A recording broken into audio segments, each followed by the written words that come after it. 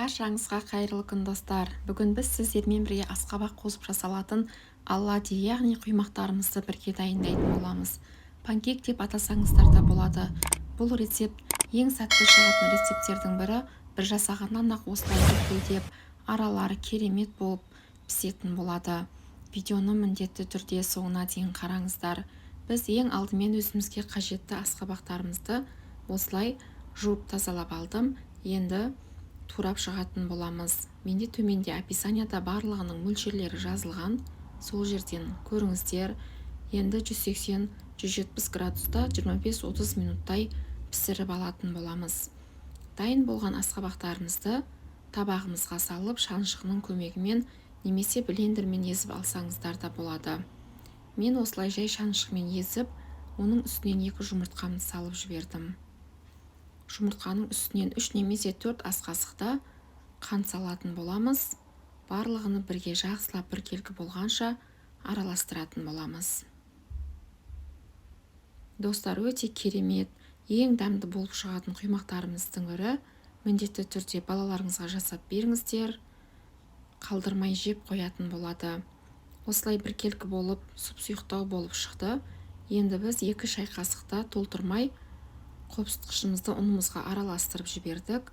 Өздеріңіздің қалауларыңыз бойынша жаңағы сахар, ванильный сахар және цедра лимона салсаңыздар да болады. Мен корица салып жібердім.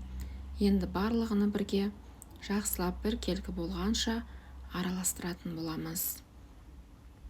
Қалған ұндарымызды да салып, осылай венчиктің көмегімен араластырдым. Арасында ірткілері болып қалмауы қажет. Асқабақтың ірткілері болса, ол ештеңе етпейді. 2 ас қасықта өсімдік майын құйып жібердім. Тағы да жақсылап біркелкі болғанша араластырамыз. Мен бұған дейін тапамызды қыздырып қоямын, достар. Яғни сковородкамызды қыздырған соң төменде отқа қойып қойыңыздар. Мен ешқандай майдың көмегінсіз пісіретін боламын. Егер сіздердің сковородкаларыңыз баяғы, яғни сковородка болып асты жабысатын болса, онда кәдімгі тамаққа құятын майды құйып жіберіп пісірсеңіздер де өте керемет дәмді болып шығады.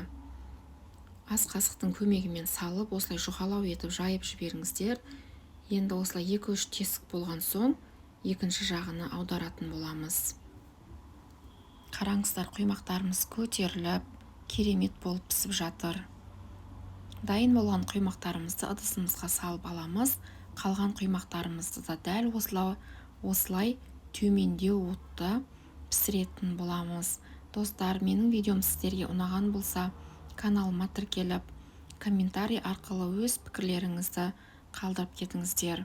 Менің қазақша контенттегі каналымды қолдап, тіркеліп қоңырауша белгісіне басып кетуді ұмытпаңыздар. Кез келген қарапайым, ерекше рецепттерді қазақ тілінде таба аласыздар. Міне біздің панкейктеріміздің барлығы осылай дайын болды. Өте керемет, өте дәмді болып шықты. Достар, міндетті түрде жасап көріңіздер. Сіздерге ұнайтынына сенімдімін. Сіздермен болған Айнұр. Ас болсын.